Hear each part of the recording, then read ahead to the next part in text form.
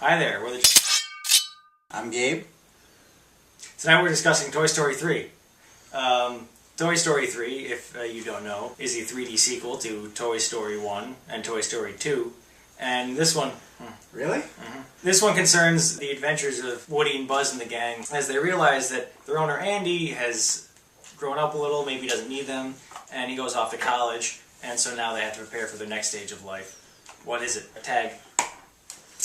The toys are sent to a daycare center where they worry about being misused and mistreated, and they try to get out of what seems to be kind of a purgatory, I think. They're worried about being sent in the trash, which would be hell, and they get sent in kind of a limbo where they're just kind of being played with by very rough, violent kids the whole time. It's very streamlined as far as it's an action chase type escape formula, very basic. The action is strong. It moves the story forward. Unlike many other movie studios, they don't forget what movies are. You know, they're very visual, very visceral. Dialogue is kind of, it's almost secondary. They get the job done without all that stuff. You know Lotso Huggenbear is evil just from like a couple quick, just from a couple quick shots, quick cuts that they have of like his eyes or whatever as they're tying up Buzz, and they're able to visually depict someone like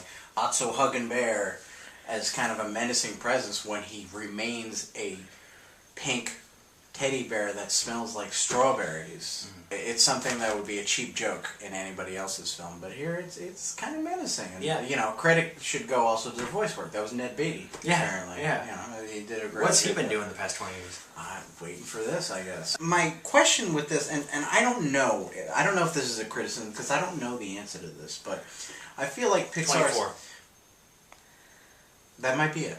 I feel like Pixar's tended to move towards this idea that certain people deserve certain things and other people don't. It's not saying these characters, they're born with anything inherent. Right. You know?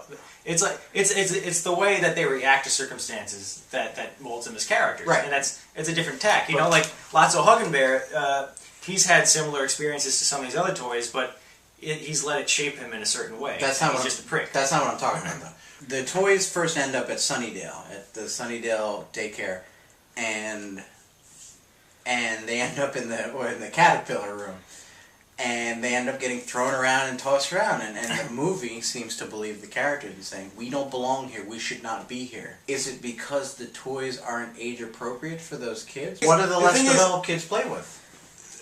What are they supposed toys? To? Yeah, see, but the thing is, the Toy Story toys. There's an order. That there's some shitty toys. But it's not the way they were made. It's Buzz and his gang. They've had a long, useful life with Andy. They've kind of retired and they've earned this position of respect.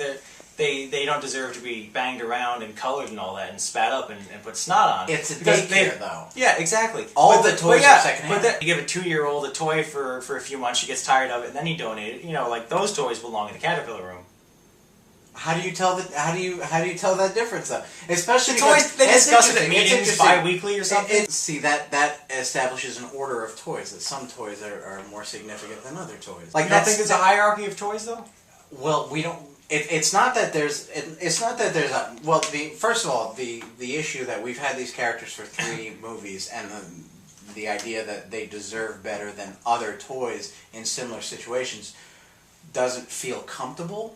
Well, the other toys haven't been around for 3 movies. But also, like, we just don't have this order. How do we know that the toys that are already in there deserve this treatment in the caterpillar room, and Woody and Buzz? The toys would have to discuss it amongst themselves and work it out. That's not in the movie. That's not in the movie. Take a vote. Jeez. That's not in the movie. The first 2 Toy Stories didn't really have this sort of philosophy, but now it was a much more like utopian socialist toy society.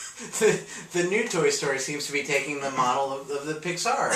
The Pixar films. A lot of people said this was homophobia or homophobic jokes. I don't know about that, but you do have pause when Ken is frustrated because everyone's calling him a girl's toy. Everyone is repulsed by it. Everyone is repulsed. Oh, Ken is he's a girl. He's not repulsed. He's kind of like he's one of the wise guys. Yeah, but he's a Goomba. Yeah, but he's like they make fun of him. He says no one here appreciates clothing, and then there's a scene where Barbie is dressed as Ken and pretending to be Ken, and then the guy sees That's that right. she's got the heels. Yeah, and he's like, "Oh, heels! Ken is the worst." And for me, that was a little uneasy. I don't know about. I think it's more judgmental of the people that judge him. Ken's a regular guy. Granted, he's got no penis. Yeah, but it's like, a punchline. It's always a punchline in this movie. And if it's a punchline, then the audience gets to laugh. But at the other character's expense. Like the bookworm. What was it? But the audience, it's like the audience gets their cake and eats it too. It's too much of an ass-covering move. It's like other people are homophobic. You're not homophobic, but you might laugh and think this is homophobic joke is funny. This homophobic style joke is funny. I don't know. I don't know if it's them being homophobic, but it just didn't ring. It didn't feel right. Overall, the movie works. You know, the movie works wonderfully, and it's funny, and it's sweet. And the ending I welled up a lot. The ending is very... I heard you cried. I don't know. That's what I was told, right? You cried? I don't know I came close. Talking about. Didn't cry, but I did. I welled up. Irrelevant. Now, you're the homophobe here. How am I homophobe? You're like... Well, because you don't want to be perceived as, like, a weak crying man. You're implying that homosexuals are weak. No, you said weak. But I'm saying, crying. I'm saying based upon the largely heterosexual mainstream population and its view of the homosexual community, which I don't subscribe to, but all right. Well, that just seems to be the stereotype that you're going with. But it's not an exclusive heterosexual male trait, so I could be pretending to be a gay guy but saying I don't cry. You don't know. I wasn't paying attention just now. Is it the best of the series? Which I think is the real. I think that's the real. It's a strong contender, huh? Very few solid trilogies. Yeah. And I hate Return of the Jedi. I only saw it when I was a kid and I liked it then. I had a thing for Ewoks. No, not like that. That's not what I mean. Oh, God, that's not what I mean. Toy Story 3. Ewok free. Rape. Because they rape him and switch his switch. Well, it's debatable. It's rape. But it's shot. It's animated like it's a prison rape. Which I think is what they were kind of going for, because the whole thing is a prison movie. It's a prison movie. Yeah, no, definitely, yeah.